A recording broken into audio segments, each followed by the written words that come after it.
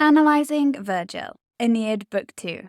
In this video, we're going to be having a deep dive into some of Virgil's writing. Last time I talked about who Virgil was and his life and his most important works. Today we're going to be diving into a little passage, just 6 lines long, and talking about how you might comment on the style and the language of that passage. So last time we talked about whether he's called Virgil or Virgil.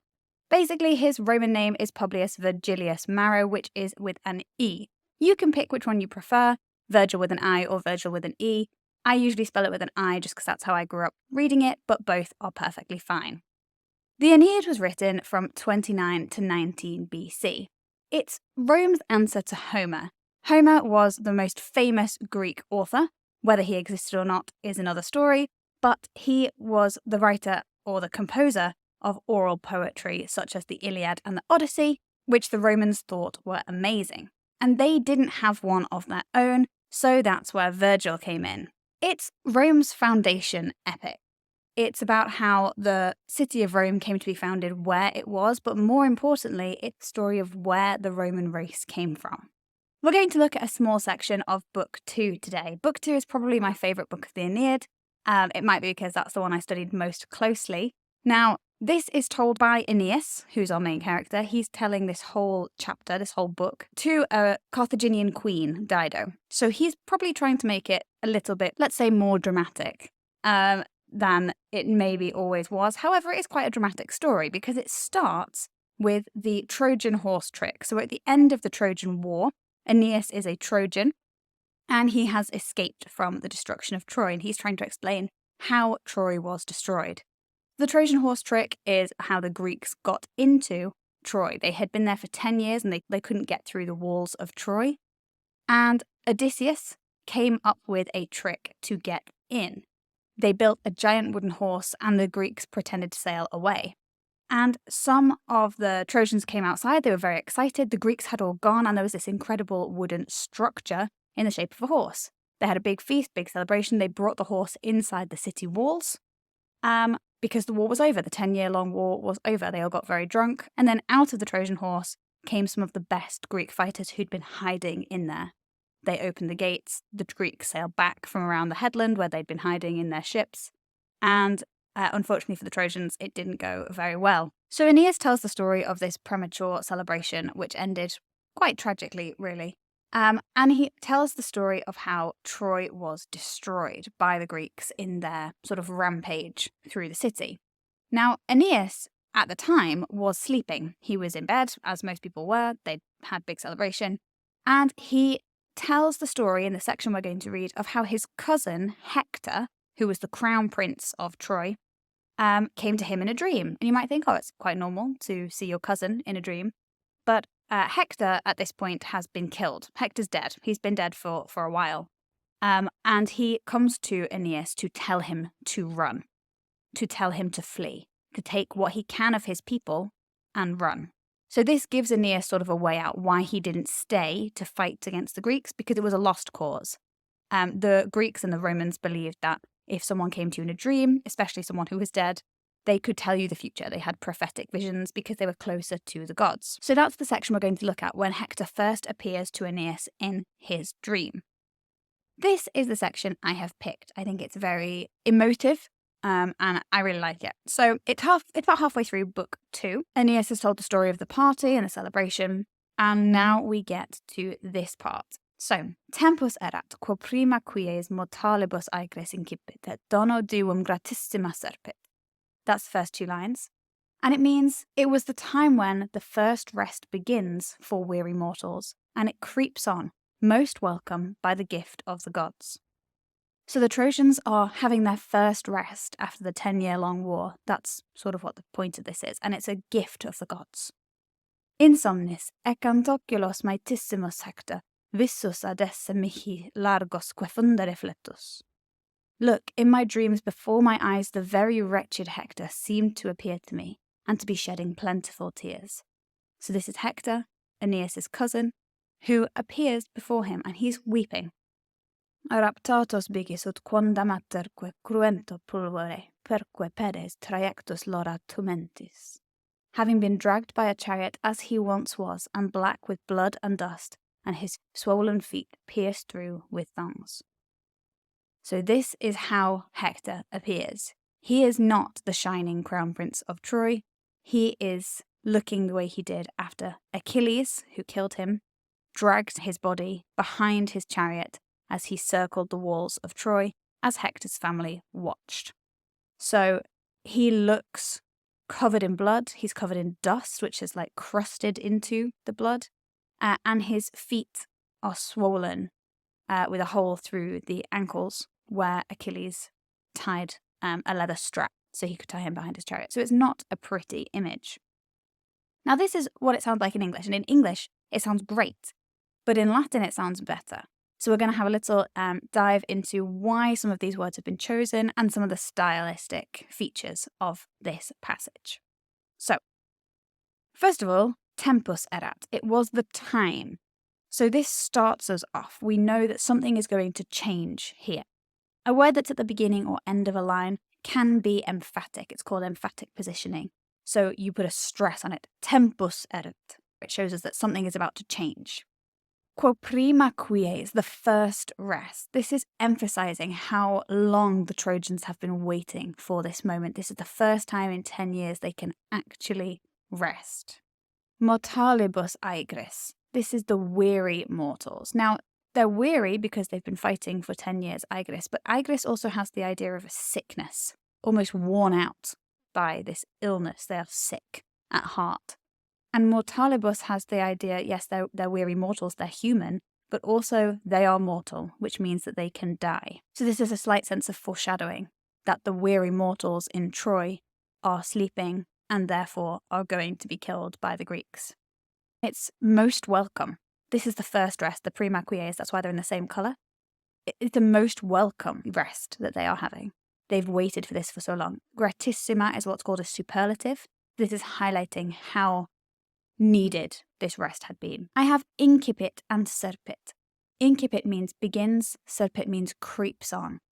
These are both verbs, and they bookend the line, so they're at the beginning and end of a line. And it's quite nice to have two verbs in one little section, because you can talk about the amount of action that's going on. Even though it's very restful, there's prima quies mortalibus aegris. The rest has just begun, and it creeps on. Now, the most welcome gift from the gods creeps on, which is the second part of this, maybe has a kind of ominous tone, the creeping on of this gift from the gods. The dono duum has alliteration, so the gift from the gods, and it may be that this is talking about the quiet rest, the first rest, or is it that the Greeks are creeping through the city?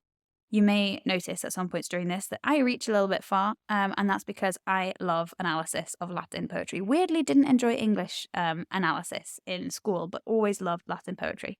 So I'm going to go too far. So you can talk about dono divum, the alliteration, but also it's a gift from the gods. Now the gods are going to be against the Trojans in this battle. So this is, foreshadowing. So that's the first two lines. Insomnis. So again, it's at the beginning. In my dreams.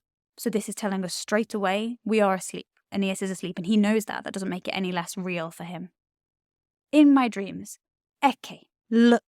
He's drawing attention to what he's about to say next. So this is Virgil, in Aeneas' words, drawing attention to something important is going to happen. So it heightens the tension in this sentence.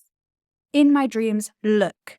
Before my eyes. Ecantoculos. I don't say ecce ante oculos, I say ecantoculos.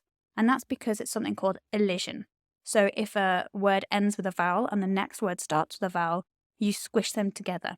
It's to do with making it very pacey. So ecantoculos, he's almost tripping over his words when he's remembering this dream that he had. So in my dreams, before my eyes, the very wretched, it's a superlative again. So this is giving us lots of pathos. And we still don't know who we are talking about. This has been delayed. Hector is right at the end. So this is giving us a sense of tension. We have to wait till the end of the line to find out who it is who has appeared in Aeneas' dream. Vissus, he seemed. Again, this is linked to the in my dream. He knows it's not true, but it feels very real. Again, it's at the start of a line, so it's emphasized, it's emphatic. So he seemed to appear before me. And que largos que fundere. Again, I have elision. You say que fundere. If I had et largos e fundere, I wouldn't have that elision. So again, it's that idea of tripping over his words, getting out this idea. So you feel sorry for Aeneas that he has seen this vision of his cousin in a kind of horrible state. And Hector is weeping many tears. He's shedding many tears. So this is not Hector happy. He is weeping. He's weeping for the state of Troy. He's the crown prince. He wants to keep it safe, but he can't because he's dead. And so he's come to his cousin. So something bad is about to happen, effectively. Largos que fundere fletus. Raptatus, having been dragged. This is a perfect passive participle. Having been dragged by the chariot, the bigis. This is the beginning of the line, and so this is shocking. Having been dragged. At this point, don't know what he looks like, but now we know. We know that it is when he has been killed brutally by Achilles, and his body has been effectively desecrated. Everyone in Rome would know this, what this was referring to. They know the stories. They've grown up with them. So Virgil is drawing upon people's collective memory to make his story more sympathetic, more vivid, more picturesque. In a bad way, if you know what I mean. As he once was, ut quondam. So again, this is referring back to the idea that the Romans will know who Virgil is talking about and which part of the story he is talking about. Aterque, again, we have the and end of the word. Aterque cruento. So it's the idea of lots of ands, like a big list. So not only is he like he once was, he also is covered in blood. Black, crusty blood that has been covered in dust, and it's horrible. Aterque cruento pulvere, we have enjambement, if you want to be very French, or enjambment, if you want to be English, where the line carries on onto the next line, the sentence. It flows over one line into the other, which makes the pace of the speech speed up. Then I have que again at the end, so I have two que's here. This is, you could be fancy and call it polysyndeton, which means lots of ands, lots of connectives, or you could just say there's a big list of how he is described. So he's been dragged, he's covered in dust and blood, and his pedes trajectos lora tumentis, his swollen feet have been pierced with leather thongs. So we also have the pulvere perque pedes. We have lots of alliteration here, the P alliteration.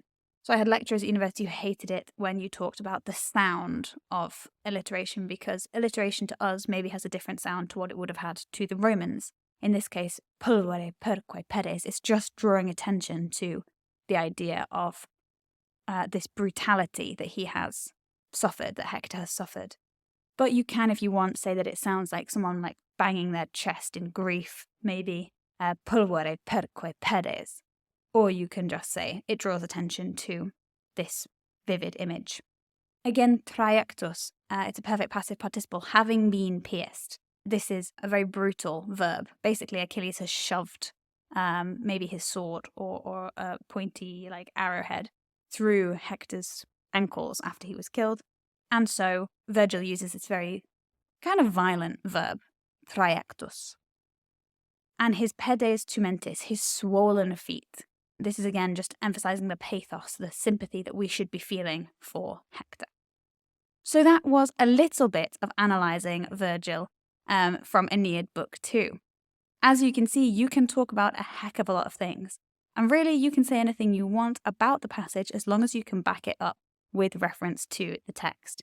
Talk about emphatic positioning, talk about alliteration, talk about choice of word, talk about lots of ands, polysyndeton, or no ands, talk about enjambement, talk about whatever it is you want, lots of verbs, no verbs, delayed positioning of words like Hector being left right to the end. As long as you can back it up with reference from the text, you can say whatever you want. That's why I love Latin poetry. If you would like to read Latin poetry on your own, if you want to get to that level, then no way is better to start than downloading my free workshop to learn Latin in just 1 hour. It's on-demand video training, and you also get all of my free guides included as well. So sign up at the link below to get that sent straight to your inbox. Thanks so much for watching. I hope you enjoyed analysing some Latin poetry. If you'd like me to do some more, let me know in the comments. And I'll see you next time on Bambasbat.